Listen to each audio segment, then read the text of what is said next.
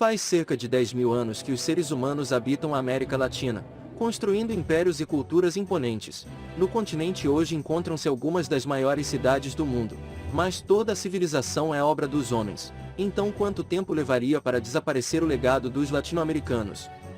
Sem manutenção, submetidas ao clima e ao passar dos anos, quanto tempo durarão as construções que são orgulho e a identidade do continente? Não importa como os humanos desaparecerão, pois não estarão mais aqui, e deixarão para trás toda a história da civilização do planeta.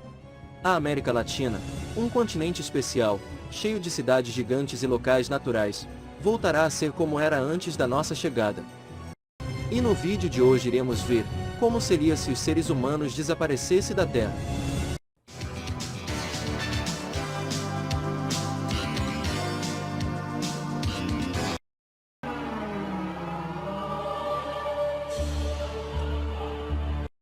Um dia sem ninguém, um dia sem seres humanos, e as grandes cidades latino-americanas continuam praticamente iguais ao dia anterior, mas há 700 milhões de pessoas não estão mais lá.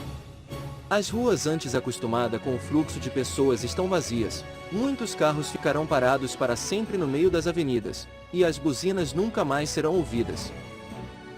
São Paulo é uma das cidades mais modernas e cosmopolitas da América Latina. Os mais de 41 milhões de habitantes da cidade do estado atravessavam suas ruas para trabalhar, fazer compras, ou simplesmente passear, mas São Paulo foi abandonada para sempre. Muitos sistemas existentes na cidade são executados manualmente, então no mesmo dia que a humanidade desaparecer eles deixarão de funcionar. Em cada esquina do México o lixo não coletado, cerca de 50 mil toneladas por dia fica ao ar livre, e um fedor nauseante começa a aumentar. Enquanto isso os milhões de animais que nos acompanham há milhares de anos têm de sobreviver por conta própria. Estima-se que na cidade de Buenos Aires existam cerca de 500 mil cães e 300 mil gatos. Muitos deles trancados em seus apartamentos estão condenados a uma morte certa.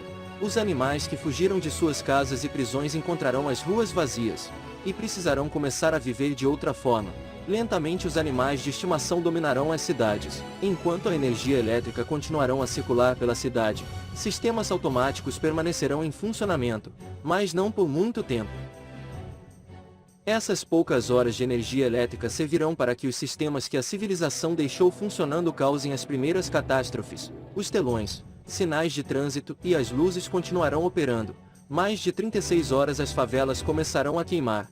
As medidas de segurança quase inexistentes das moradias precárias não resistirão ao excesso de aparelhos ligados, e com um curto-circuito se iniciará um incêndio que ninguém poderá apagar.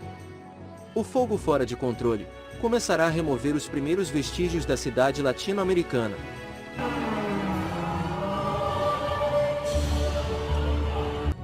Sete dias sem os seres humanos na América Latina, e os resíduos nas casas e os restos de alimentos são invadidos por insetos e roedores que devoram tudo. Os animais de estimação que sobreviveram percorrem as ruas das cidades em busca de alimentos. Há uma semana os mais de 30 mil anos de convivência entre cães e humanos acabaram-se para sempre. O cão deve voltar a ser selvagem e obter o seu próprio alimento. Os cães não são os únicos animais a perceber a ausência do homem, mas para eles a readaptação é mais difícil. Os gatos mais independentes ao lado dos seres humanos não têm problema em obter alimentos, sua principal fonte de comida. Os roedores saem às ruas fora do horário normal para se alimentar de resíduos.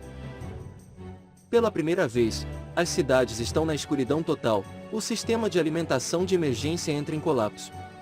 E as grandes cidades latino-americanas desligam-se para sempre.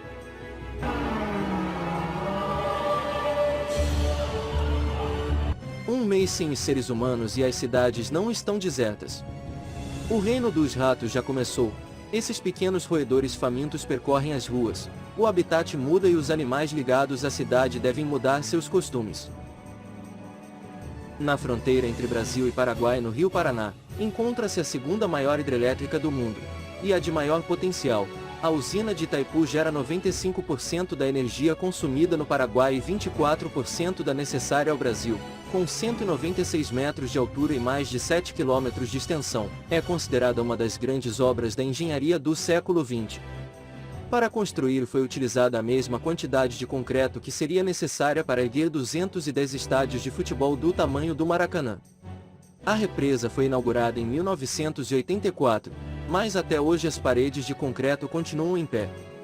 Em um mundo sem seres humanos, a represa continuará a trabalhar para cumprir o propósito para o qual foi construída, mas sem demanda de eletricidade. Os 20 geradores começarão a desligar um a um. A uma velocidade incrível, uma das maiores obras da América Latina irá desaparecer para sempre, sobre o rio que controlou por mais de um quarto de século. A chuva e o vento lentamente cobrem as estradas com uma fina camada de solo, e as sementes começam a germinar, e uma nova vegetação como não se via há anos reaparece timidamente no asfalto. Os grandes predadores e os animais que conseguiram escapar do zoológico andam pelas ruas à procura de presas, e descansam em parques, florestas e praças da cidade. A natureza da América Latina lentamente reclama seus direitos.